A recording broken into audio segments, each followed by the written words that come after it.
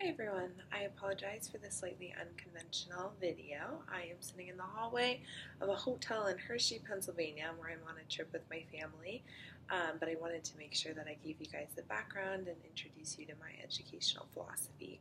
So to introduce me, I'm Abby Cavendish. I started my teaching career 3 years ago now in Huntington Beach, where I was in a second grade classroom. I'm from San Diego, so shortly thereafter I moved back to San Diego, where I got hired as a middle school STEM teacher at Design 39 campus. I'll be starting my third year there in a week from today, so summer is rapidly coming to a close, but I'm really excited to get a new school year started. One of my proudest accomplishments at Design 39 is starting the student leadership program.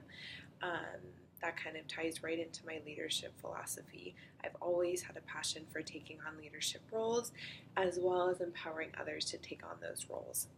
So when we look at my leadership philosophy, especially in education, it's all about the people.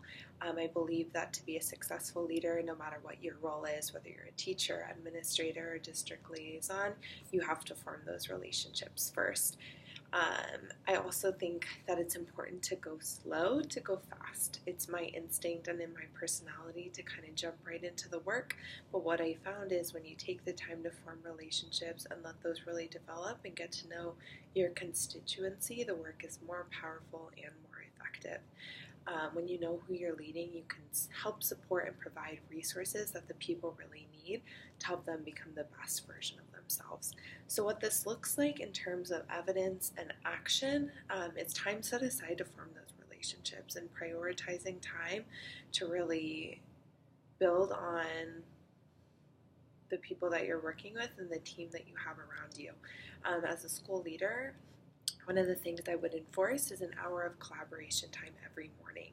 So when I read about schools that are really successful, it's time given to these teachers to collaborate with one another and hone in on their skills, developing powerful learning experiences for students. So this hour would be completely sacred, not to be interrupted by meetings or administrative needs, but I would also leave it open-ended for teachers so that they have some autonomy in deciding what that time is used for. So at my school, we have this time to either work with our grade level, to work with people that teach the same subject as us. We're a K through 8 school, so it might be working vertically to kind of build a learning continuum throughout all the grades. Sometimes it's used for coaching and meeting with administrators to practice research-based learning techniques and to learn about those. So it's kind of open-ended in that regard.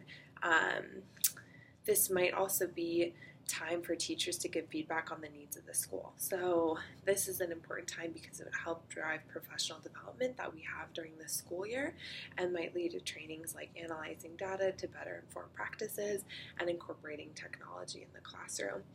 So the collaboration time is set aside to elevate those learning experiences for students. That's at the forefront. And while you're doing that, you're building relationships with the people you're working with and learning from them. Further, I think it's also really important to kind of look outside of the school walls. So just as teachers have opportunities to give feedback and voice areas that they see are in need, I think it's important to invite families and students into similar conversations. Community forums inviting all these important stakeholders into the school. Ideally, for me as a school leader at a school site, it would happen monthly, and that could be to discuss important decisions, attend workshops, and just to stay involved in the school. So those relationships extend beyond the school walls. It's really community-wide.